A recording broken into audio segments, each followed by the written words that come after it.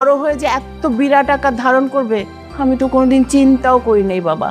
তাও আল্লাহর কাছে হাজার হাজার লাখ লাখ শুক্রিয়া যে তোর হার্ট ট্রান্সফারটা ঠিকঠাক মতন হয়েছে। মা, হার্টের অপারেশন হয়েছে 6 মাস পার হয়ে গেছে, এখনো তুমি এটা নিয়ে টেনশন করতেছো? আরে আমি দিব্যি হাঁটতেছি, খেলতেছি, সবকিছু ঠিকঠাক আছে, তারপর তো টেনশন কিসের? কি বলিস? আমি মা না, আমার চিন্তা হবে না? বাবা, বাবা,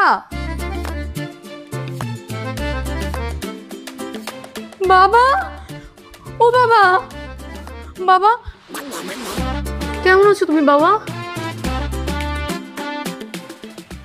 কে বাবা? কার বাবা? কে আপনি? বাবা তুমি আমাকে চিনতে পারছো না? আমি তোমার মেয়ে বাবা।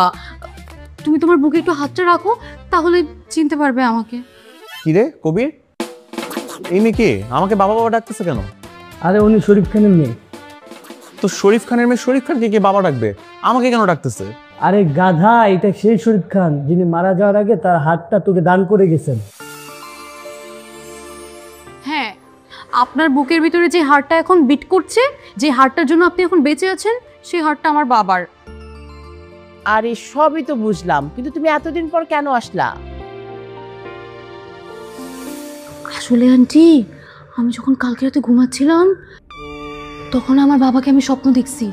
বাবা এসে বলতেছিল, কিরে মা তুই এত কান্না কেন করতেছিস, আমি তো এখনো বেঁচে আছি। তারপর গিয়ে আমার মাথায় আসলো, আসলেই তো ঘুম ভাঙার পর আমি বুঝলাম আমার বাবা তো আসলে বেঁচে আছে। আমার বাবার যে হাড়টা সেটা তো উনার মধ্যে আছে, তার মানে আমার বাবার অস্তিত্ব উনার মধ্যে বিরাজমান। তাই জন্য তো আমি অ্যাড্রেস নিয়ে তড়ি ঘুরে করে এখানে চলে আসছি। এবার সব ঠিকঠাক মতো বুঝতে পারছি। আর হ্যাঁ, আপনার বাবার দেয়া হার্ট নিয়ে আলহামদুলিল্লাহ আমি একদম সুস্থ স্বাভাবিকভাবে বেঁচে আছি, কিন্তু তাও দয়া করে আপনি আমাকে বাবা বলে ডাকেন না, শুনতে ভালো লাগে না। কই দেখি আমার বাবার হাড়টা কেমন আছে। হার্ট তো এই পাশে থাকে, এই যে নেন এবার শুনেন।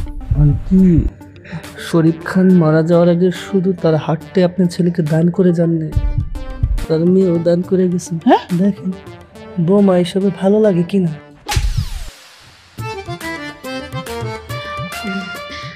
আপনি আজকে আমার সাথে একটু আমাদের বাসায় যেতে পারবেন? কেন? আপনাকে আমার মার সাথে পরিচয় করিয়ে দিতাম, আমার মা অনেক খুশি হবে। ও আচ্ছা, ঠিক আছে যাব। খাইছে রে আন্টি, এতক্ষণ তো মেয়ে বাবা বাবা করছে। আপনার পোলা যদি এই বাসায় যায়, মেয়ের মা তো স্বামী স্বামী করবে।